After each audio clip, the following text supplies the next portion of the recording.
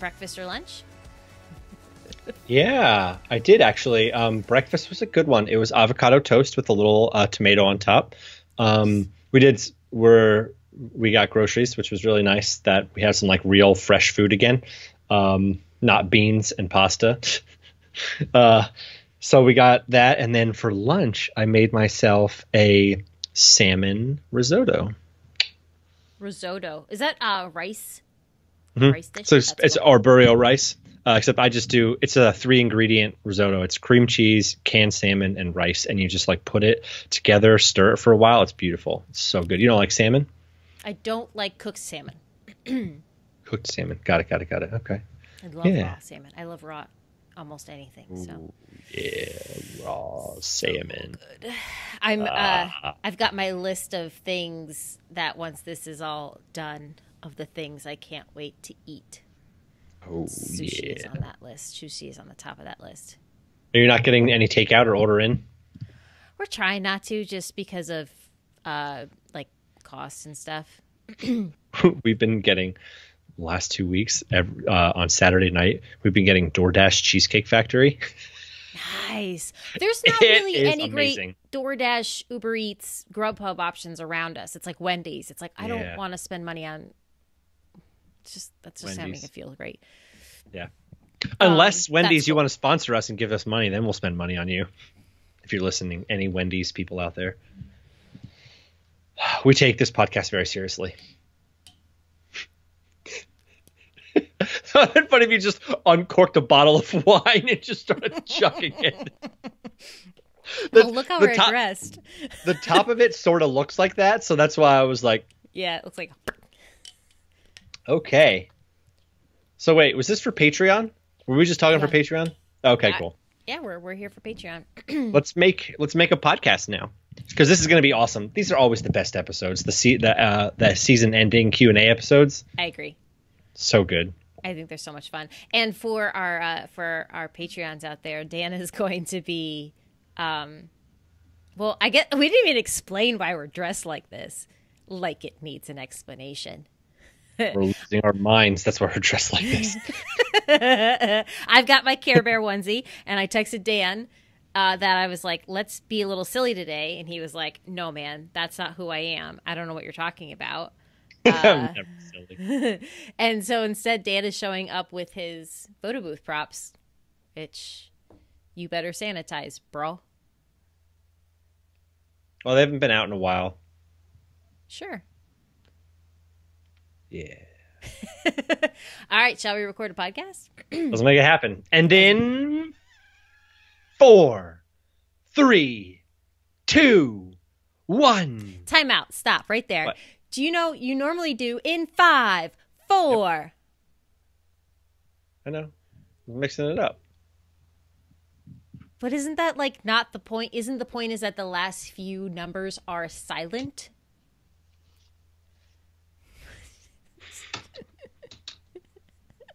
Oh my god.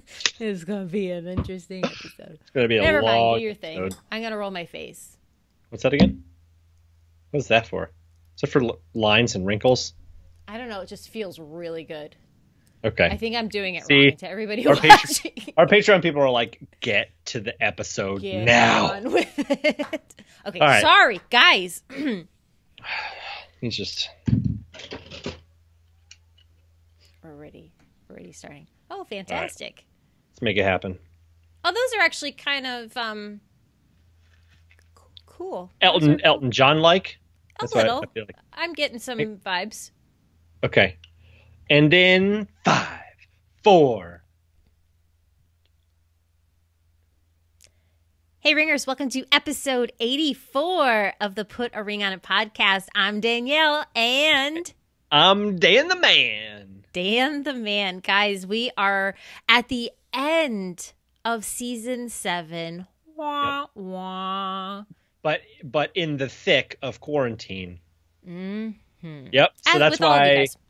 Yeah, that's right. That's right. So if, well, let's just put it this way. If you're not a Patreon supporter, maybe you'll actually be able to share some of the videos on Instagram, so people are going to see that we're losing it a little bit. But we're having some fun with today's episode, and just trying to keep our spirits up and have a good time. Yeah, it's what we do, right? We're trying Right. to make light of a heavy situation and smile our way through all of this crazy roller coaster ride that we're on right now. So in normal, well, semi-normal, we haven't done this every single season, but a lot of the seasons that we've come to an end on, we've finished with a really fun Q&A episode, which are always one of my personal favorites. And I think, Dan, Me too. yours as well. So we actually have, this is a bit of a mix of questions that came in both from our amazing Patreon supporters as well as our amazing new Instagram followers. Because awesome. what we're on Instagram now, guys. Yeah, mostly Danielle's on Instagram. She runs it because she's amazing, and I just supply the pictures. That's pretty much what I do. I supply the pictures and the comedic content. Absolutely, 100%. Dan is busy raising a bunch of children. Some that are his, some who knows at this point. Yeah, they just keep multiplying. I have a few more minutes of time on my hands, so I've been having a ton of fun over on the podcast, or on the Instagram rather. So if you go to Instagram, follow us at Put a Ring on It Podcast. I know, super original, but awesome. It's exactly where we are. I'm having a ton of fun. We are getting DMs, comments, likes, shares, all the things. It fills my little heart, Dan. It fills my love tank too. Yeah, love it. Fills my love tank. This is always my favorite episode because it's we put ourselves out there and we try to bring content based on what everybody out there is hearing or what everybody out there is saying, and try to keep our finger on the pulse of what people want. But we just love to be able to interact and actually connect with our listeners, and this Instagram page and our Patreon are a really great way that we get to do that. And this episode is a fun way that we actually get to engage with your questions in a very simple and succinct way and give you actual feedback on exactly what you asked. And it's just great. Like that's why it fills our love tank, right? Sometimes you just don't know. It's like, how's this episode going to do? We hope that it's going to, people are going to find it helpful, but this way we know exactly we're answering your question. It's your question, and we're getting right to the heart of the matter. Yeah. I have to say, I was particularly bummed that no questions came in about Harry Potter, but I suppose it's fine. We'll certainly get over that in time. But that said, if you do have questions about Harry Potter, send me a DM. That's fine. I'll talk about it. I'm here for it. Oh, goodness. All right. Should we hop in with these questions? How many do we have? 1, 2, 3, 4, 100, 6, 7. Wow, we've got 100 questions to go through today, Danielle. Oh, my goodness. Good thing you're not. We have 7. I'm just homeschooling too. 1, 2, skip a few. 44, skip 1, 2, some more. 3, 4, 5, 6, I think. Cool. 6 that I pulled that I thought were applicable to more than just the one person in particular that I thought could help a bunch of people with what's going on. Some of them are COVID related, some are not. And yeah, I'm pretty excited. I'm mostly excited to see what Dan's answers are to some of these questions. So. Yep. Well, why don't this first one I think is a good one. Why don't I read this first one and you can take it from there, and then I'll jump in. Perfect. My final thoughts. So this question is from our amazing patron, Chris. What are some great kids activities for a range of ages at our reception?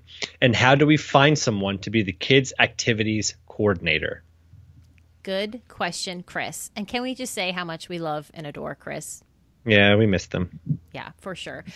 So obviously you can't necessarily fill your wedding with bounce houses, though honestly that would be a very cool thing for kids and adults. We're actually doing that at a wedding in July that I'm particularly excited for. But it is great to kind of cater to the entertainment of all ages of your guests, because it is more than just adults that are going to be at Chris's wedding in particular, since she's asking about it. Now, we've talked before about scavenger hunts, and really kids of all ages dig them for the most part. Kids also love photo booths too. If you have, and photo booths go from adults, kids, teenagers, the vendors love it. Everybody loves it. So don't forget about things that will translate that are for adults, but will translate to the younger kids too. That also goes for dancing. Kids also like to dance. So make sure to keep that in mind. But it really depends on the age range of kids that you're looking at. We did do a full episode on this just last week, 2 weeks ago. time right now is just this weird vortex. But oh, it's brutal. The last episode we did talk a little bit about involving kids in your wedding and what that could look like. But in terms of, Chris mentioned an activities coordinator. The great thing about the interwebs is that there are a ton of resources with local babysitters as well as teachers if your wedding is taking place in the summer. Those are two types of people that work really, really great to bring in for a few hours to kind of watch the kids and have fun with them and play with them and just be a good adult in the room. And if you don't know of any local babysitters or teachers, reach out to the vendors that you're working with, because I'm willing to bet that they probably know someone who does that or knows someone knows someone who does that, just because it's such a that role of teacher, especially right now, they're amazing people for sure for that. Yeah. I mean, Danielle, I think you pretty much covered it. I don't know if I'm trying to think if websites like care.com or any of those kind of things, if they have like single days that you can hire somebody to come out, or if that's long-term nannies and things like that. But that'd probably be a good resource to check out, is maybe care.com, and see if you can hire somebody officially off of their profile that, you know, this is what they do. They nanny, they teach, they, you know, do that kind of thing. They babysit. So that might be a really great place to check out as well. Yeah, I'm trying to think. There's a couple weddings that I remember not having kids. And I think it was just a whole slew of activities, right? Like they set up like a massive coloring station, right? Like it was this huge portrait. Actually, I think orientaltrading.com has these like massive, like it's like a coloring book page that's like 8 foot by 10 feet, like, or like 4 foot by 6, like massive coloring pages. Could you just imagine setting that out and letting like a bunch of kids just run wild all over it? Right. So there's definitely options. I'd say talk with like Danielle said, talk with some of your vendors, talk with some of your friends, and see what, keeps their kids busy if you're planning on having kids come to the wedding. So yeah. Nailed it. I just like always that our ringers are so thoughtful of everybody that they have that's coming to their wedding. This is where everybody's kindness and genuine and like big-heartedness.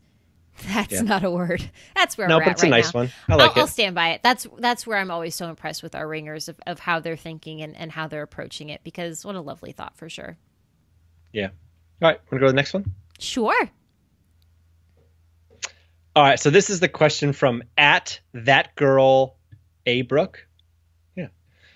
How do you deal with future in-laws not approving of your wedding vision? Ooh, that's an interesting question and very loaded. Mm-hmm. So, are you going to read the rest of it? Yes, I am. My in-laws seem to disagree with every decision we make. They are not fond of weddings at all, and my family goes big on weddings. They're really pushing for something small and intimate, but I want my whole family there. My fiancé doesn't care either way, but he's kind of stuck in a hard place between dealing with his disapproving family of every detail we finalize. They are currently upset because we signed on a venue that they have to drive an hour to. We live in a rural community, so venues are far and few between. Ew. Ouch, right? Yeah. Sticky one. You can't Any please thoughts everybody. On this, Dan?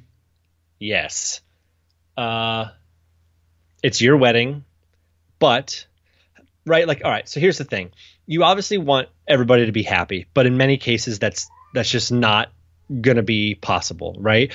So you have to find ways that you can split the difference, right? So one thing I think we talked about on this podcast a while ago was something that maybe you don't care about, delegating that to the the parents who are having an issue, right? Maybe it's flowers, right? Like maybe flowers isn't a huge thing to you, but you say, you know what, we're trying to make something come together. We'd like to make this happen. Is there any way that you could take care of the flowers, right? Or you like try to find something that they'd be okay with working on, and that they'd be okay with digging their hands into, that you'd be okay with relinquishing to them. Maybe part of it is that they want to be included in the wedding in some way, or maybe they don't want to be included in it at all, but one of the things that stuck out to me in that question was it says that they're not fond of weddings at all, but my family's big on weddings. But what seems strange about that is that if they're not fond about weddings, why do they have such a say? Right? Like to me, I read more into that if they're not fond of weddings at all, why are they putting so much stuff out there about wanting it to be this way or that way or whatever, right? So I think maybe a more in-depth conversation needs to happen about what things that you can do to make it work and make this a happy day for everybody, right? I think that conversation should start from there. What do you think, Danielle? Yeah, I mean, I think this is just a hard place to be in, right? Because this is your family, or at the very least, your future family, right? And you want this to be a happy, wonderful thing that everybody's excited for and cheering you on. And it stinks that that's not quite the experience you're having. And I'm sorry that you're having that experience, but this is where it might be helpful, albeit a bit painful, to, like Dan said, though, is to have an open-minded conversation with them as to maybe why they aren't fond of weddings. Maybe they have some concerns that are just unrelated to the size of the wedding, but are more isolated to something that they specifically experienced that you can try to find a way to work around. I'd also think it's fair to explain how your family does weddings and why that's meaningful to you, and ask them how they feel. Ask them how they feel about you doing a big wedding ultimately, right? Because your wedding is about you and your partner. We talked about this in episode 77, how to set boundaries while planning your wedding. The two of you together do need to be on the same page and be a united front when discussing plans with your family. You don't necessarily have to have identical opinions about everything. That's not what it's about. It's not about being the same person, but you do need to find ways where you'll each compromise and come together on a decision, and then be a support for one another with each of your individual families. That is so important, because if one of you is expressing one thing and you're talking about it and you're like, yeah, totally agree, but then that person goes back to their family and is like, yeah, I don't know why they're doing that. That's not a great foundation that you're setting up.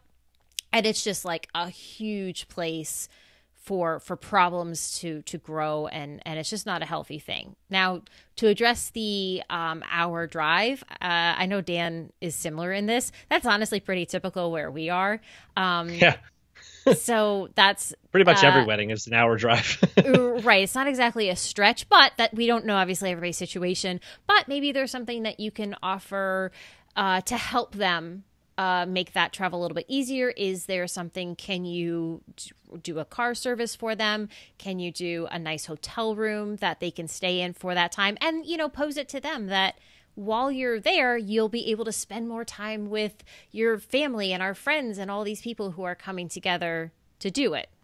Right. And if you maybe make it more than just like them coming in for the single day, say your wedding's on Saturday, if you make it more about like the weekend and family and all that kind of stuff, they might be more willing to drive an hour for a rehearsal, dinner, hangout, get together kind of thing where everybody's coming in, plus the wedding day, plus staying over in a hotel the night after, and having a brunch and a get together, and make them be able to enjoy the whole wedding experience and invite them along in that process as well. Because I think a lot of times if people just feel included, like everybody I think wants to be seen, heard, and understood, right? Like that's it. Or maybe it's seen, heard, and loved. You could swap understood with loved very easily. But I think just by including people and just saying like, hey, we totally get it. Let's find a way to make this happen. Let's find a way to keep you happy as well, right? And that doesn't mean totally laying down, which is very difficult when you're talking to your parents.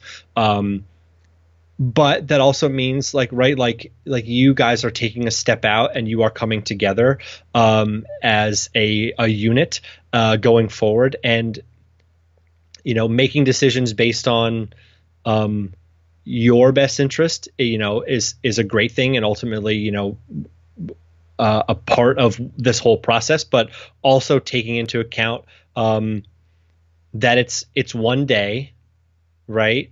And going forward, how much of like the experience is going to be ruined by this? Hold on, this is my words not coming out. Hold on.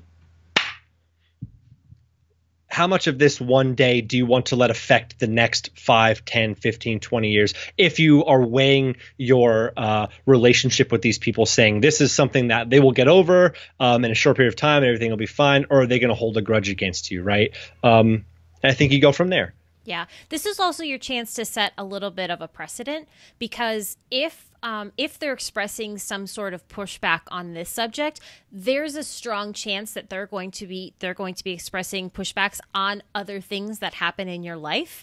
And that's okay. But I think it's a good chance now, and it's a good opportunity to say, okay, this is how we're going to handle things like this. We're going to talk about it. We're going to be respectful of one another, but we're going to have really good conversations and figure out how we can be there for one another. And I think if you approach it that way, I'm not sure that there's anything else that you can do to be better in that situation. Right. And it sets you up for a good future too. Yep. You can only do so much, and you can only bend so much, right? And it can only be so accommodating. So, you know, do the best you can, and that's all you can do, really. Okay. I would like to ask the next question, Dan. Okay, hit me. Okay, so this one came from an Instagram follower. This came from @Beth. I'm going to say it's niece. Don't know if I'm pronouncing it right, but Beth knows who I'm talking to. So Beth says, I have a question. How do I convince my fiance that a DJ is really important? He wants to go with a cookie cutter DJ from a service that costs $800. I found a DJ that takes a picture with all of his couples and has wonderful reviews about how he goes above and beyond and feels like he's a part of the family. Only thing is he's $1,500. My fiance thinks that the DJ doesn't make the night and we can find someone cheap. He's absolutely fine going with a $1,500 one if it's something I feel strongly about, but I want him to see where I am coming from. Help. Whew. It's a doozy. So, that is a doozy. For a little bit more context, I reached out to Beth to see where her wedding was taking place, because cost and the numbers that she's saying here could be very regional and could be either extremely low on average or extremely high not extremely high, but on the higher side, depending on where your wedding's taking place. So I just want to let everybody know that Beth's wedding's taking place in Pittsburgh. So if you're hearing these numbers and going and having any sort of reaction, take the numbers out of it. Basically what's happening here is, though, Beth has found a DJ that costs twice as much as a DJ her fiance has found. He's saying that it probably doesn't really matter too much, and she feels really strongly otherwise. So, I mean, one of the things that we always talk about in this podcast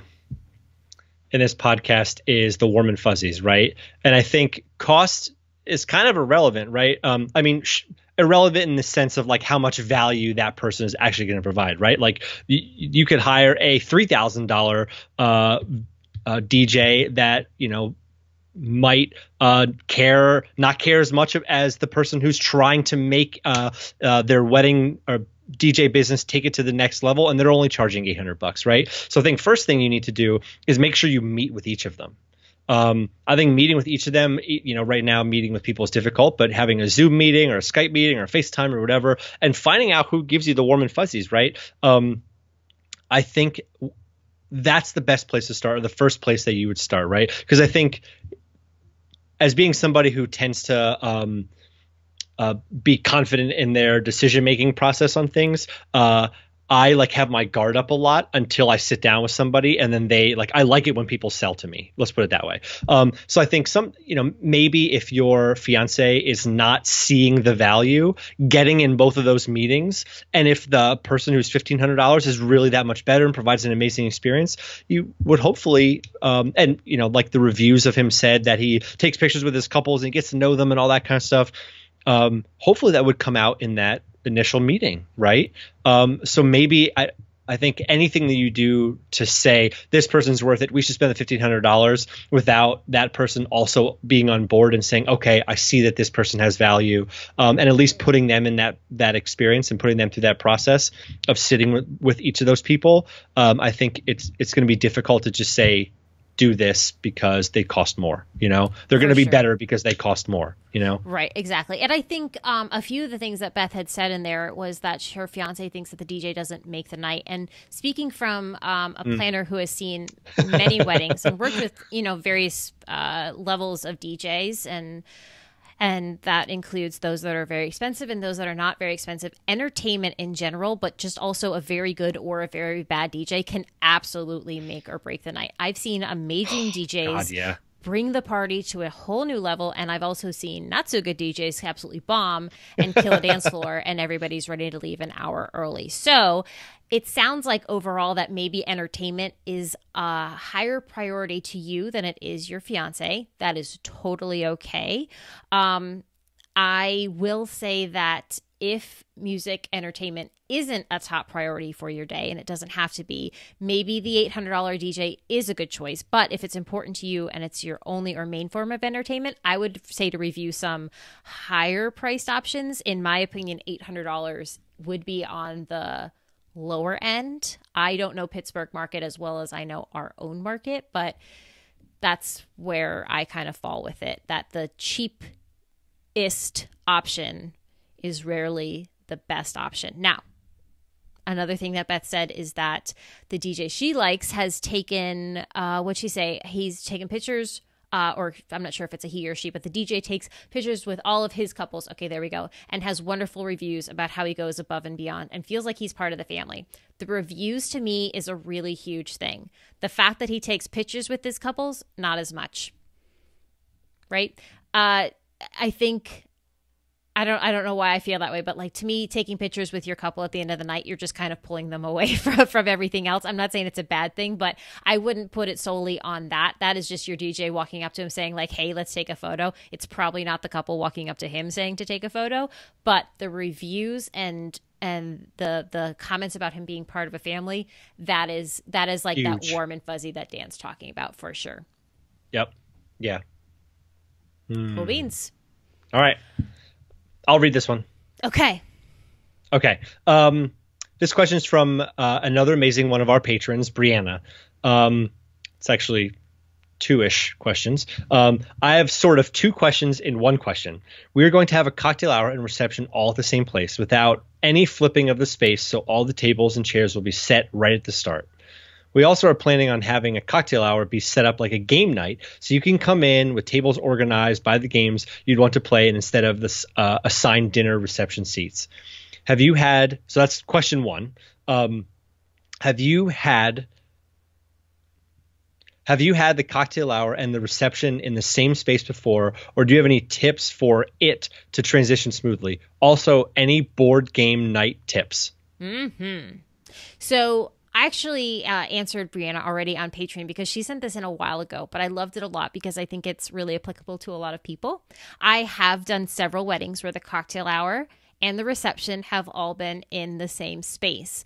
And I think the biggest thing about it is you don't want it to feel like there's no transition between the flow of the night, right? You want it to feel like you're going from one thing to the next thing, and you always want to be building on that. And sometimes when your space is all in the same space, that can be a little bit of a challenge to get over, but it's certainly been done and it's totally possible. One of the things to come to expect is that people are going to sit much earlier than they normally would. They're not going to stand per se for that full cocktail hour, unless you flat out tell them they're not allowed to take their seats, which I don't recommend.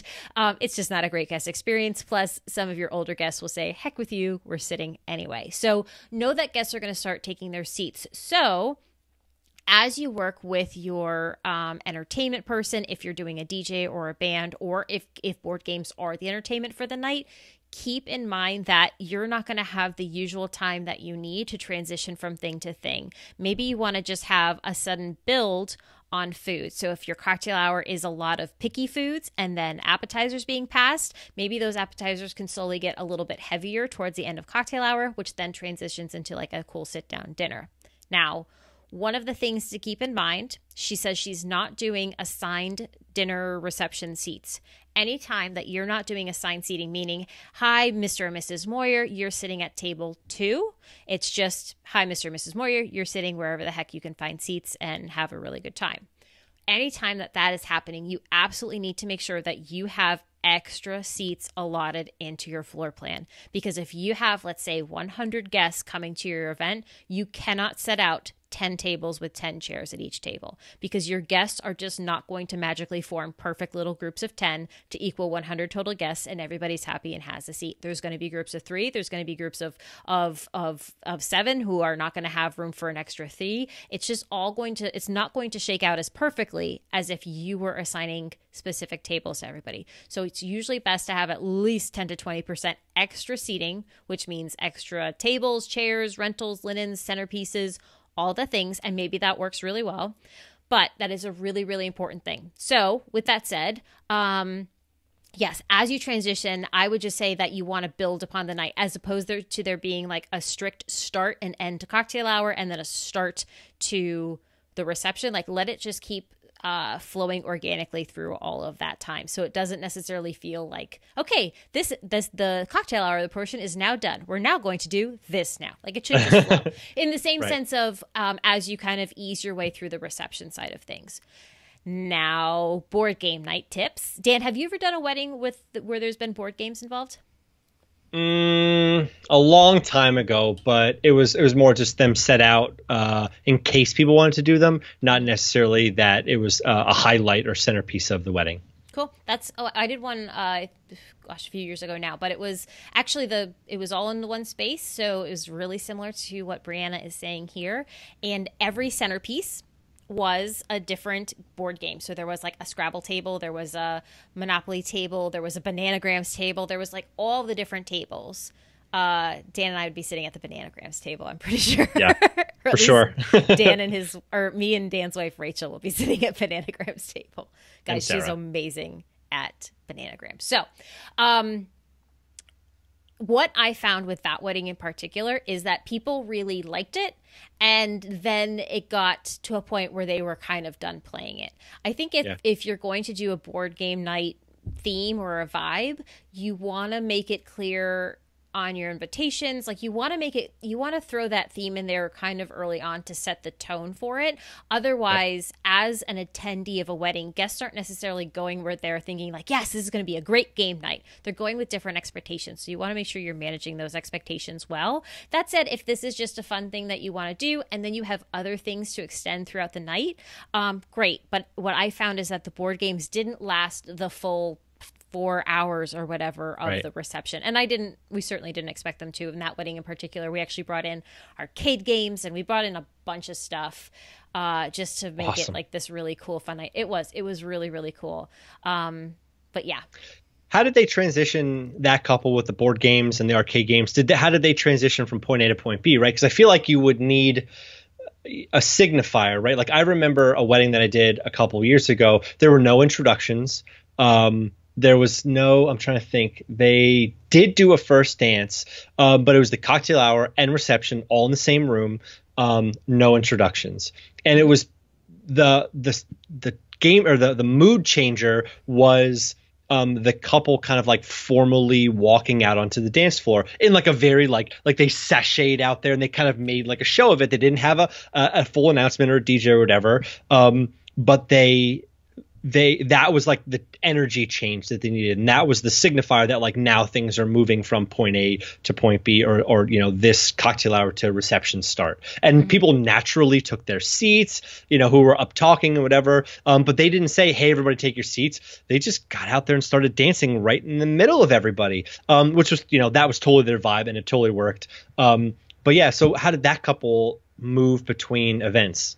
Super similarly. Yep. We basically had all the appetizers were just kind of getting passed around. And after we got towards the end of what would be your traditional cocktail hour, we did this couple actually opted. There was no DJ. They were just kind of playing music. They had a friend kind of running music, which worked for them because they weren't doing any other type of dancing other than like their formality dancing.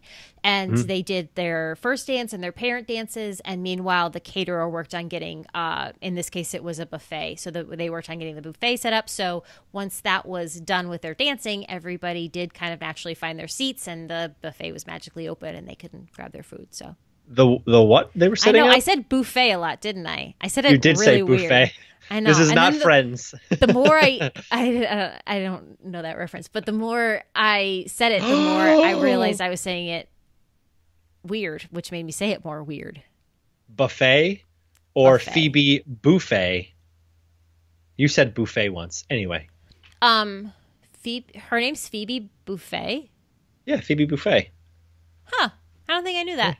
I'm not a big. I like Friends. I appreciate Friends, but I don't have the trivia on it. I am the office trivia person. Okay. Oh, okay. We're not fighting. All right. Next question. Yes. Question. This comes from one of our Instagram followers at Maria Catherine R. Maria.Catherine.R. When should I send my invites out? I chose to not send save the dates out for various reasons and let VIPs know through text or conversations what the date is. When should I send out my formal invitations? I know you've answered this before, but I'm wondering if the answer changes because of COVID. My date is August 22nd, and I'm very hopeful. Oh my goodness. We're very hopeful too. Yep. Maria. Oh my goodness. So on a typical timeline, your invites would be sent out 8 to 10 weeks before your wedding. 10 weeks is recommended when you've got a lot of people that are traveling from out of the state and or if your wedding's taking place during a busy time of the year. I'm usually a fan of 10 weeks just because I feel like it gives my couples a little bit more time to collect the RSVPs and have everything go out and not have anything be too last minute. That said, because you didn't send out save the dates, I would definitely say to send closer to the 10-week out mark. Because of COVID, I would suggest that it might be helpful to start gathering email addresses if you haven't already, or just finding a way to connect with everybody digitally and quickly should you need to.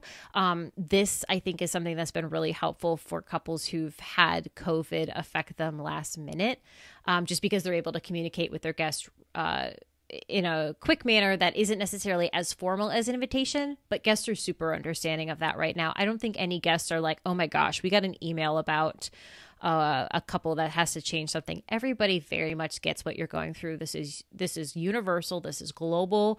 They get it. So I think anything you can do to make your life easier on that front, the better. But I still say that sending out around the 10-week mark, especially because you didn't do the save the dates, would, I think, still be a good idea. Okay. We actually have another stationary question that's similar to this one. Kind of, I think this question kind of leads into the next one, and it's from Full O Wit, and her name's Whitney. With the current situation of COVID-19, would you suggest holding off on sending any invite or save the dates until we have a better idea of how and if we can proceed, or send anyway as if it's all normal and deal with it later? So her actual question is, hi, our wedding is in October.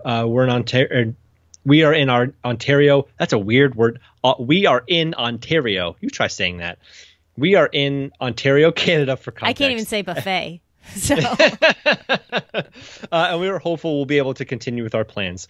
Our list is about 200 people, and while we ideally, these sunglasses are making it difficult to read. Hold on. Our list is about 200 people, and while we ideally don't want to cut down on our invites and miss out on having our friends and family with us, we also don't want to put our life on hold for another year while we wait for 2021 to be married. Would you be willing to cut down? We would be willing to cut down to 50 people and still continue if there were restrictions still in place. Before all of this, we had ordered save the dates with the intention of sending them out March or April, but something feels off about sending save the dates to 200 people if things may have to be cut down to 50. I can't imagine having to uninvite someone, even if everyone is aware it may happen with the current circumstances. Whew, that's a line that cuts right deep.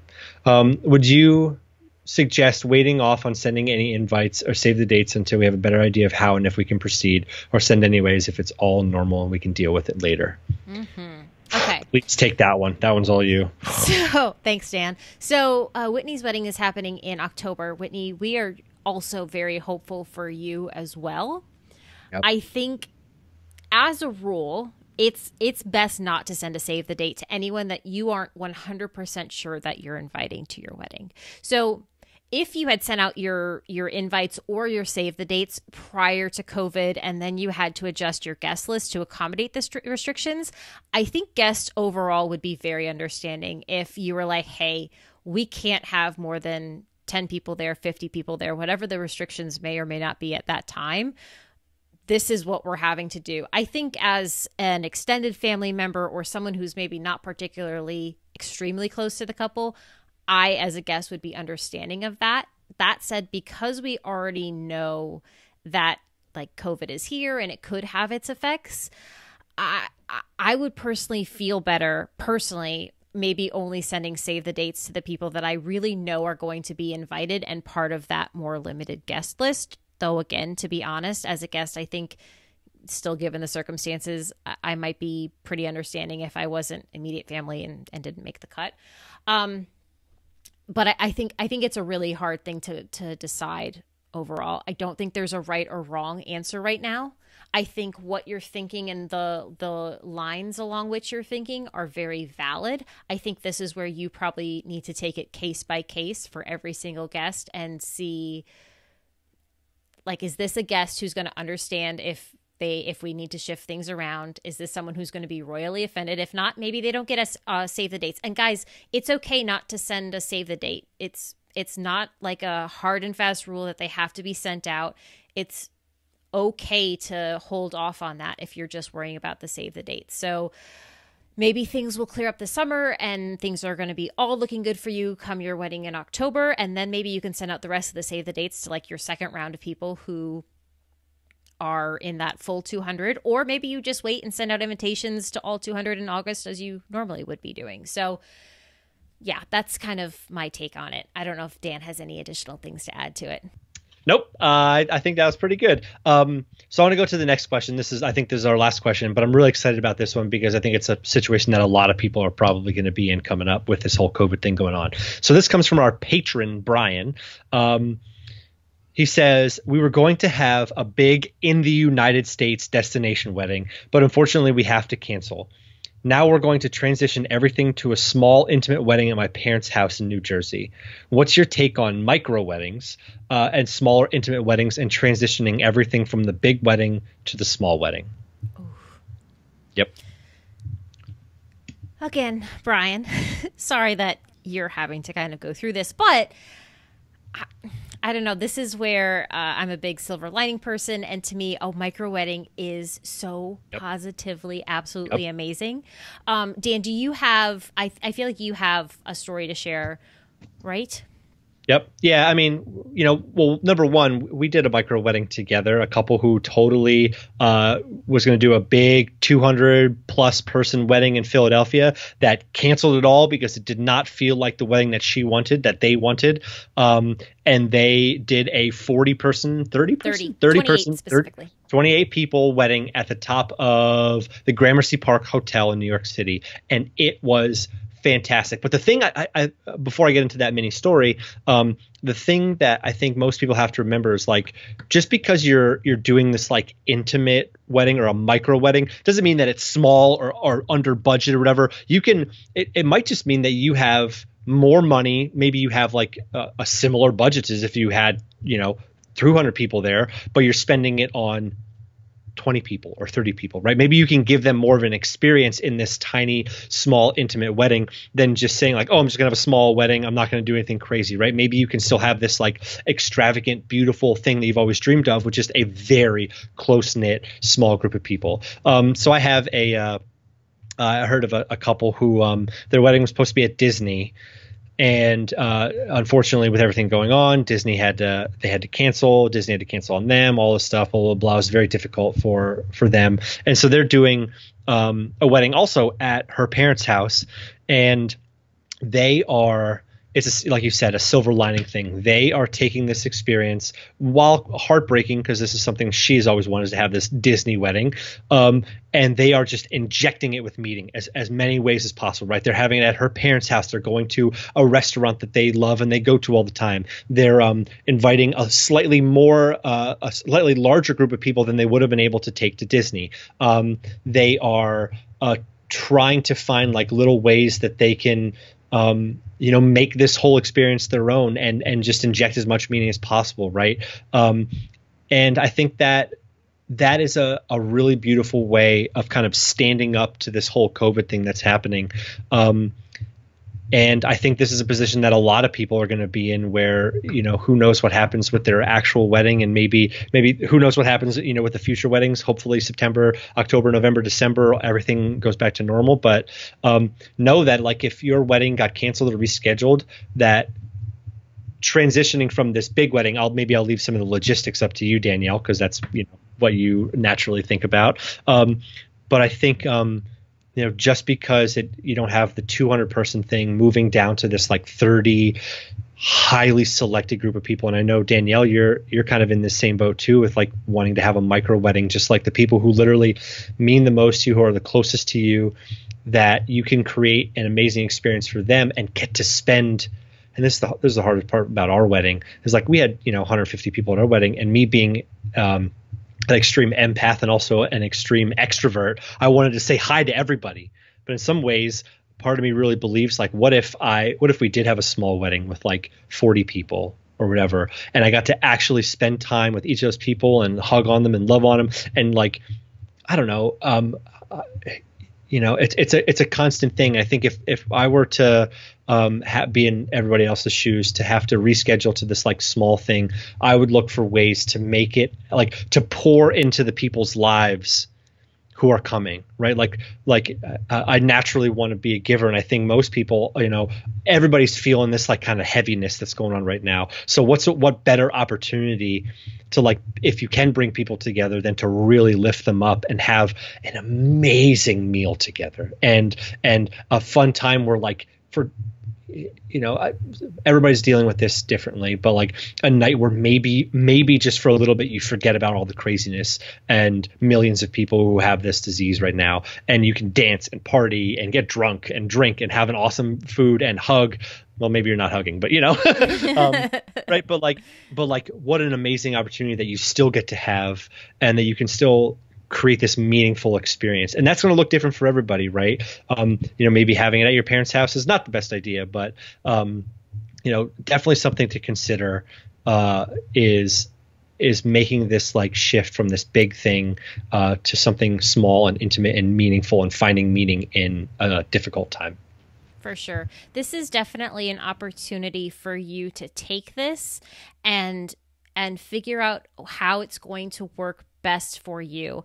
I can promise you that there are so many couples who do big weddings who look back and go, gosh, I just wish we did something smaller. So look at this as an opportunity to sort of take a step back, refocus on what it is and why you are doing this. And I think that there are so many opportunities to find joy and get excited for that. I think it is fair to mourn the loss of your initial plan of your wedding. I think that is totally okay. And then I think you're going to go through different stages, and you're eventually, hopefully, going to get to a place where you are really happy and excited to plan this new event and figure out how to make it so amazing and special for these people around you.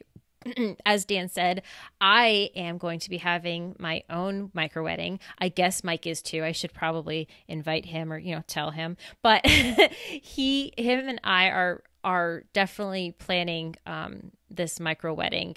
And to me, it is so wonderful and so special. And we're so excited to figure out how we can make this amazing experience for our most favorite people on the planet.